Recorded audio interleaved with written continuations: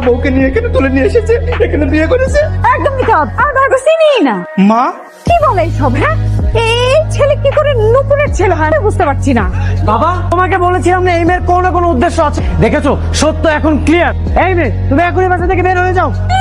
কইলি হইলো মকের মূল্য নাকি?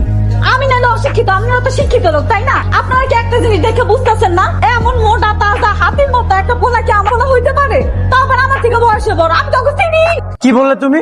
ওদেরকে তুমি চিনো না? এই যে তোমার সন্তান, এই যে তোমার হাজবেন্ড, আবার বলতেছো চিনো না। আর কি বললে? হাতির মতো সন্তান। কে ভাই তুমি?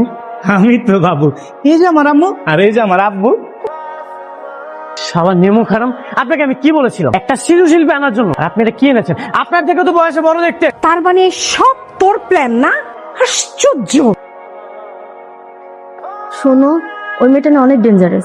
আমরা এক কাজ করি, আমরা দুইজন গোপনে বিয়ে করে ফেলি। বাবা জানতে পারলে বাসায় ঢুকতে দিবে না। এটা সত্য কথা, কিন্তু বাবা মা তো একদিন না একদিন ঠিকই মেনে নেবে, বুঝতে পারছো?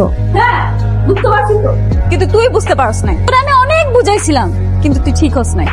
আজকে তোরা আমি বুঝামু কেমনে পরক্রিয়া করা নারীরে টাইট দিতে হয়। নূপুর, তুমি এখানে? সরি দোস্ত। এই, তুমি জানো না তোমার সাথে যে আমার বিয়ে ঠিক হয়েছে? তোমার আব্বা তোমার লগে আমার বিয়ে ঠিক করছে। তাহলে তুমি কেমনে পারো এই মেয়েটার লগে ঘোরাঘুরি করতে? সেই কৈফিয়ত আমি তোমাকে দিব? অবশ্যই দিতে হইব।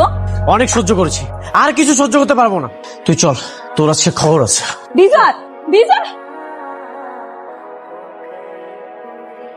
সবাই শুনে রাখেন, ফকিনীর বাচ্চাকে আমি কখনোই বিয়ে করবো না। ও একটা প্রতারক, ও একটা লোভী। ও সেদিন যা যা বলেছে সব মিথ্যা বলেছে। ফকিনীর বাচ্চা ফকিনীর মতো থাকবি। সামান্য কাজের মেয়ে হয়ে তুই কি ভেবেছিস আমি তোকে বিয়ে করব? আমি তোকে কখনোই বিয়ে করব না।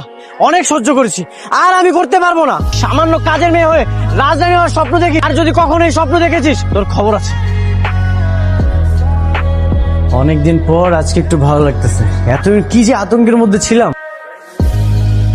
তুমি তুমি এখানে? আমি নিয়ে আসছি ওকে। আমি? বাবা তুমি? হ্যাঁ আমি। এখন থেকে নূপুর এই বাড়ির মেয়ে হয়ে থাকবে, তুই থাকতে পারবি না। তোর মতো ছেলের এই বাড়িতে কোনো জায়গা নেই। কিন্তু বাবা, রাস্তার একটা মেয়ে আমাদের বাসায় থাকবে? রাস্তার মেয়ে হলেও ওর মানসিকতা অনেক ভালো, তোর মতো তো জঘন্য না। তুই আমার ছেলে হয়েও মানুষের সাথে কিভাবে মিশতে হয় সেটা তো জানিস না তুই। বাবা, এসব তুমি কি বলতেছো? নিজের সন্তানকে তুমি অবহেলা করতেছো। নূপুরের মতো মেয়ে থাকলে তোর মতো সন্তান আমার দরকার নেই। দেখেছো মেয়েটা কত ভালো? হ্যাঁ, হ্যাঁ, কয়েকদিনের মধ্যে আমাদের কিরকম ভাবে আপন করে নিয়েছে। আর এই যে বাড়ি, এই বাড়ির সমস্ত কাজ কর্ম সব দায় দায়িত্ব নিজের হাত তুলে নিয়েছে। আর আমি এই যে কয়েকদিন পর পর অসুস্থ হয়ে যাই, কি সুন্দর সেবা যত্ন করে আমাকে সুস্থ করে তোলে। হ্যাঁ, এরকম একটা মেয়ে বাড়িতে থাকবে না? অবশ্যই থাকবে। আমি কোনোভাবে এই মেয়েকে এই বাড়ি থেকে